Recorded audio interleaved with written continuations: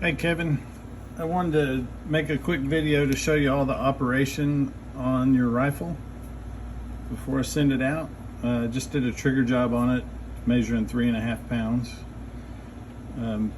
This is your safety. It will only go on safe when the rifle is cocked. You have obviously the trigger. This little bit is the extended part of the trigger up at the top. This is the sear, and you see the cylindrical striker inside that recess there. So it's cocked when you rotate the rifle to open by this rotating breech, 90 degrees like so. And you see it's pushed the striker back, the sear's moved up, and then the trigger engages. And then when you close the rifle, the rotating breech, this part rotates back into where it lines up the firing pin with the striker.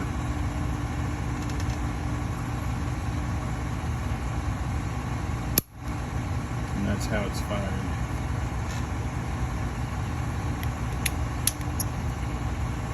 When you assemble the rifle, we'll go ahead and put this on safe now so I don't accidentally, you can see it. Also your safety, you can see a little part right in there. It rotates a wedge in between the trigger and the sear, so it blocks both of the moving parts of the trigger. So it's nearly impossible for the rifle to go off. The metal would have to shear off of the sear or the striker itself in order for it to go off. And if it did that, I don't think it would have enough inertia to actually fire. But at any rate, when you assemble the rifle, this is your barrel and ring. This is your extractor blade. You can see down in there very well, but you'll be able to see the pocket. There's two holes. As you can see, there's two legs. So this leg is shorter, and when it's fully extended, it allows you to rotate it and push that leg into the breech or the chamber area. And you can see right in there the hole with the little recess off to the right. That's what corresponds with the little dog right here. So you will line that up.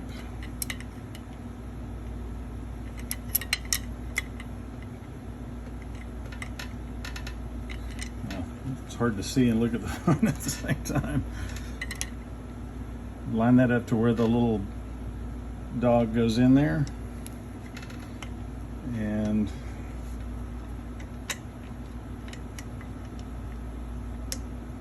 you'll rotate it down like so. Actually, it needs to be turned 90 degrees. Then you can pull the extractor all the way out and turn it flat and push it into the hole for the second leg. And you can see the stop pin right here. It needs to line up.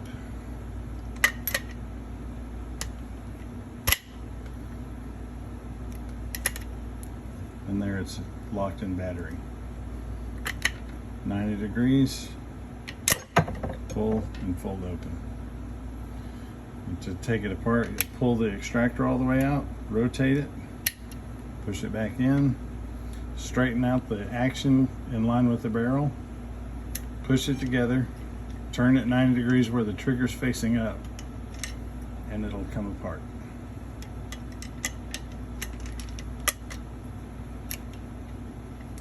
You'll get the hang of it. Okay.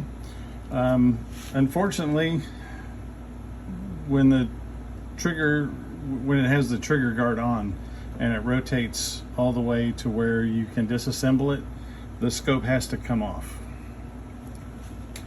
But you have quick detach mounts, so it makes it very easy.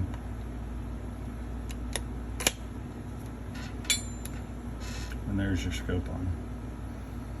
And I just shot it out to 200 yards and put a bullseye on the 200-yard target. Everybody sees sights a little different, so you'll probably have to adjust it a little bit for your sight picture, however different it might be from me. But it's going to be pretty close to being on. It's a nice scope, by the way. Very clear picture.